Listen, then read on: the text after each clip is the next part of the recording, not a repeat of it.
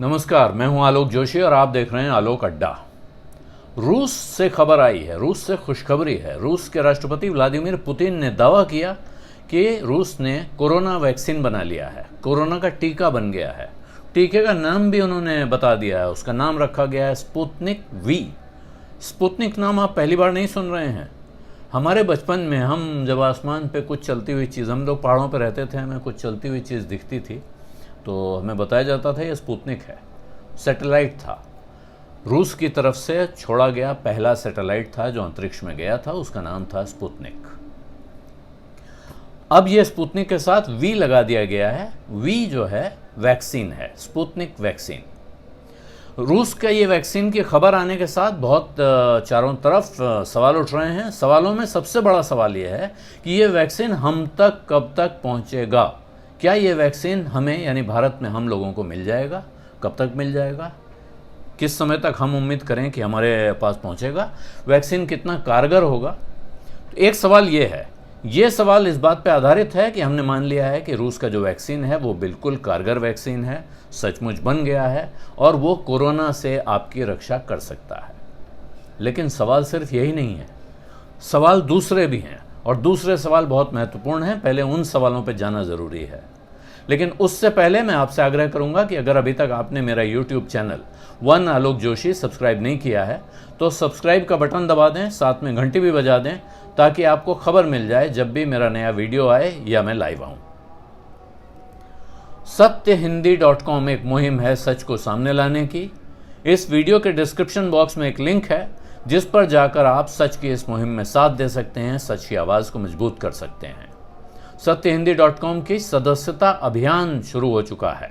अगर आप इसमें सदस्य बनेंगे तो आप इस मुहिम के साथ जुड़ेंगे। सदस्य अलग अलग लेवल के हैं, अलग अलग तरह के हैं। आप किस लेवल के सदस्य बनना चाहते हैं आपको तय करना है।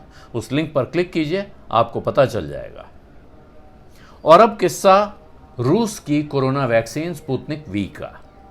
तो रूस के राष्ट्रपति व्लादिमीर पुतिन ने जो दावा किया है, सबसे पहले तो मैं आपको वो बताऊं कि दावा है क्या। उन्होंने ये ऐलान किया कि रूस के गमालिया इंस्टीट्यूट ने ये वैक्सीन बना ली है और इसका टीका उन्होंने अपनी बेटी को लगाया है, यानी रूसी राष्ट्रपति की बेटी पर इस टीके का ट्रायल हुआ है। 2 डोज वो ले चुकी है, उन्होंने ये ऐलान किया। अब पुतिन साहब की 2 बेटियां हैं, एक का नाम है मारिया और एक का नाम है कतरीना। ये उन्होंने नहीं बताया कि इनमें से किस बेटी को ये टीका लगा है, लेकिन उन्होंने कहा है कि टीका लग गया है और साथ में उन्होंने ये भी कहा है कि सितंबर में इस वैक्सीन का प्रोडक्शन शुरू हो जाएगा।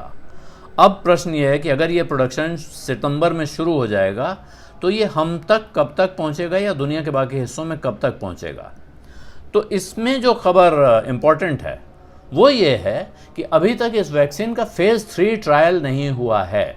फेज़ 3 ट्रायल वो फाइनल ट्रायल होता है, उसके जो परीक्षण होते हैं जिनमें पता चलता है कि ये वैक्सीन कितनी कारगर है और कितनी सुरक्षित है। वैक्सीन के बारे में अगर आप जानकारी रखते हैं तो आपको ये पता होगा, वैक्सीन यानी टीका उसी बीमारी के विषाणु का एक बहुत कमज़ोर स्वरूप आपके शरीर में डाला जाता है जिस बीमारी से मुकाबले के लिए आपके शरीर को तैयार होना है। अगर वो विषाणु उतना कमज़ोर नहीं हुआ जितना उसको होना चाहिए तो वो शरीर को नुकसान पहुंचा सकता है। पोलियो ड्रॉप के मामले में भारत में बहुत सारे किस्से हुए हैं, आपने सुने होंगे। अनेक बच्चे पोलियो ड्रॉप लगने के बाद या पोलियो ड्रॉप पीने के बाद उनको पोलियो का अटैक हो गया।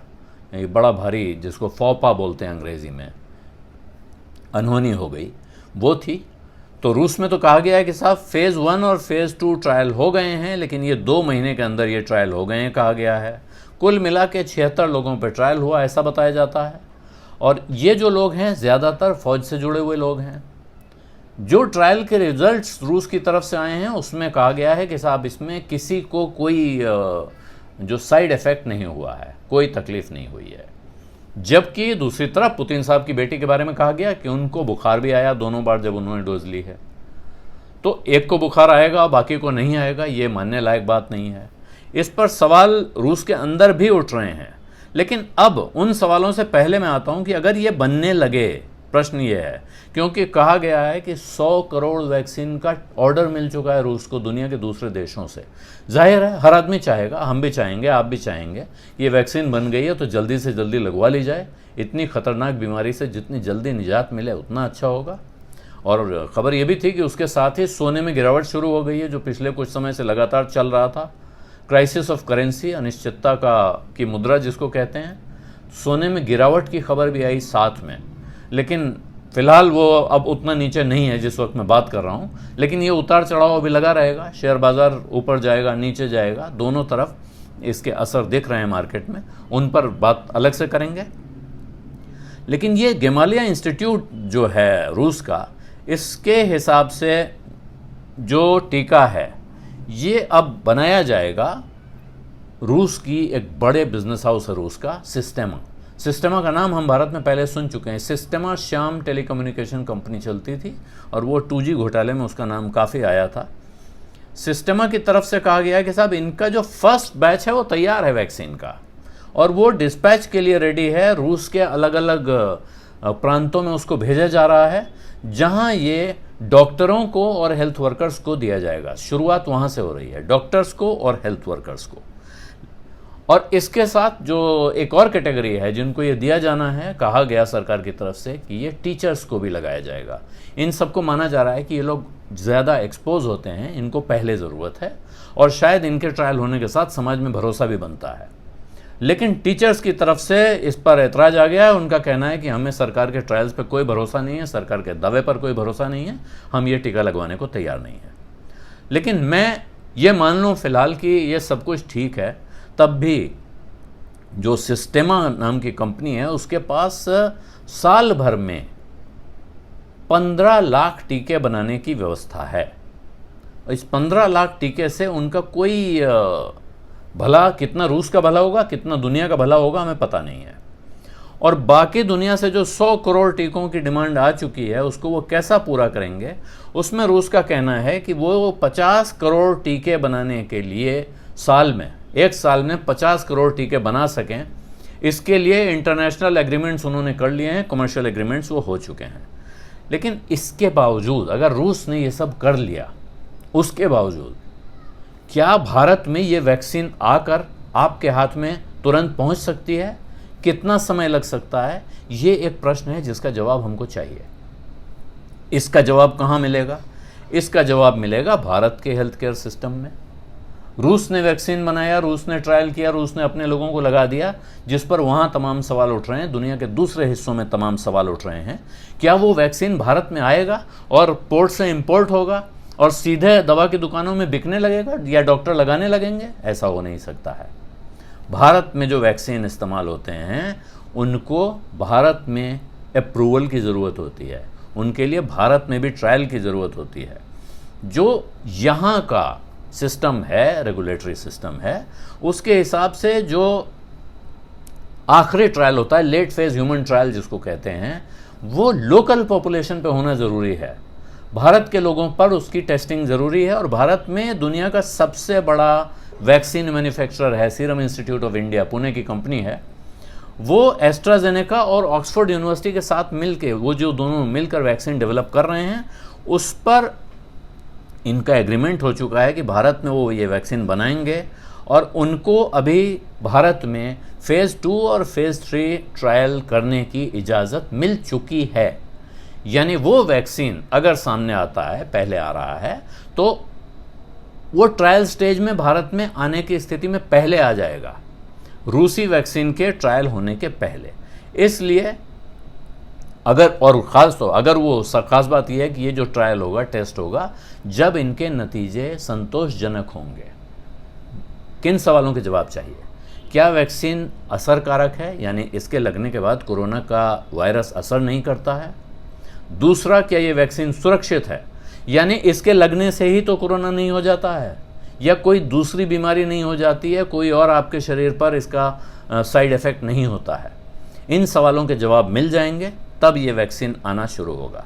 लेकिन हो सकता है कि भारत सरकार, अगर रूस का ये वैक्सीन आता है तो उसको एक इमरजेंसी ट्रायल की इजाज़त दे दे। ये इमरजेंसी ट्रायल की इजाज़त अगर इसको मिल जाती है तो किया जा सकता है। हाल में यही कोरोना के मामले में जो रेमडेसिविर नाम की दवा थी, उसको इसी तरह का इमरजेंसी ट्रायल की अप्रूवल दी गई थी, लेकिन वो किन लोगों के लिए दी गई थी, ये ध्यान रखने की बात है। वो जो कोरोना के गंभीर मरीज थे, जो गंभीर रूप से कोरोना से पीड़ित थे, उन पर ट्रायल की इजाज़त दी गई थी, जिनके बारे में माना जा रहा था कि अब और कोई रास्ता तो है नहीं इनके बचने का, ये किस्मत के भरोसे हैं, इन पर ये आजमा के देख लिया जाए, अगर ये काम कर जाता है तो कोई बुराई नहीं है। वहाँ रेमडेसिविर को जिस तरह से इजाज़त दी गई थी, क्या वैसी ही इजाज़त एक स्वस्थ भारतीय नागरिक पर एक वैक्सीन के ट्रायल की सरकार इतनी इमरजेंसी में हबड़ तबड़ में दे देगी? ये प्रश्न है। मुझे शक है और विद्वानों को भी शक है कि इस तरह की इजाज़त इस तरह की वैक्सीन को मिल पाएगी। और अभी तक रूस की इस वैक्सीन पर सवाल जो उठ रहे हैं, वो सवाल कहीं छोटी मोटी जगहों से नहीं उठ रहे हैं, अलग अलग जगह से आ रहे हैं। मतलब अमेरिका से आ रहे हैं, कनाडा से आ रहे हैं, ब्रिटेन से आ रहे हैं। ऑक्सफोर्ड यूनिवर्सिटी के डॉक्टरों ने तो इल्ज़ाम लगाया है, और ये इल्ज़ाम अनेक देशों की सरकारों ने लगा दिया है, कि रूस की जासूसी एजेंसी, जो खुफिया एजेंसी है, उसने दूसरे देशों में जो वैक्सीन ट्रायल हो रहे हैं वहाँ से फार्मूला चोरी किया है या वैक्सीन चोरी कर लिया है, और उसको अब रूस अपने वैक्सीन के तौर पर बेचने की तैयारी कर रहा है। और इसके साथ एक दूसरा बड़ा दावा आ रहा है कि साहब, चीन तो जून में ही एक वैक्सीन अप्रूव कर चुका है। चीन की कैंसिनो बायोलॉजिकल्स नाम की कंपनी है, वो एक वैक्सीन पहले बना चुकी है, लेकिन वो लिमिटेड यूज़ के लिए है। वो सिर्फ चीन की जो सेना है, जिसको पीपल्स लिबरेशन आर्मी कहा जाता है, सिर्फ उसके सैनिकों पर इस्तेमाल के लिए उसको इजाज़त दी गई है। लेकिन वहाँ भी अब रूस और चीन दोनों के साथ एक संकट है। चीन में क्या हो रहा है हम नहीं जान सकते हैं, आप नहीं जान सकते हैं। इसी तरह रूस में क्या हो रहा है हम और आप नहीं जान सकते हैं। रूस में तमाम स्वरूप परिवर्तन हो गए हैं। रूस में उस तरह का कम्युनिज्म अब नहीं है जैसा कम्युनिज्म था, लेकिन अब भी ये भरोसा करना बहुत मुश्किल है कि रूस की सरकार जो कह रही है वो सच कह रही है, और उसको जांचने का कोई तरीका किसी दूसरे के पास है नहीं। तो अब तक की कहानी में ये है, रूस का तो ऐलान आया है, दुनिया भर में 160 अलग अलग तरीके के ये ट्रायल चल रहे हैं, दावे चल रहे हैं, वैक्सीन बनाने की कोशिशें चल रही हैं। इनमें से 28 ऐसे हैं जो क्लिनिकल ट्रायल के फेज़ में हैं, और इनमें से 7 चाइनीज़ कंपनीज़ बना रही हैं, चाइनीज़ कंपनीज़ उन पे काम कर रही हैं, और 5 ऐसे हैं जो बिल्कुल फाइनल स्टेज में हैं, यानी जिसमें फेज़ 3 ऑफ ह्यूमन ट्रायल हो रहा है, हो चुका है। रूस की जो वैक्सीन है, इसको आप उस ऑर्डर में अगर मेजर करेंगे तो ये क्लिनिकल ट्रायल के फेज़ 1 पे है, इसके बाद फेज़ 2 और उसके बाद फेज़ 3, जबकि वहाँ 5 वैक्सीन फेज़ 3 पे चल रही हैं। भारत में अपने आप, हमारे देश में 8 कैंडिडेट, यानी 8 ऐसे अलग अलग वैक्सीन्स पे काम चल रहा है, जिनमें से 2 फेज़ 2 ट्रायल में पहुंच चुके हैं, उनका फेज़ 1 ट्रायल पूरा हो चुका है। इसलिए जो रूस से खबर आ रही है, इसको थोड़ा अंग्रेज़ी में जिसे कहते हैं with a pinch of salt, यानी थोड़े संदेह के साथ लेने की ज़रूरत है।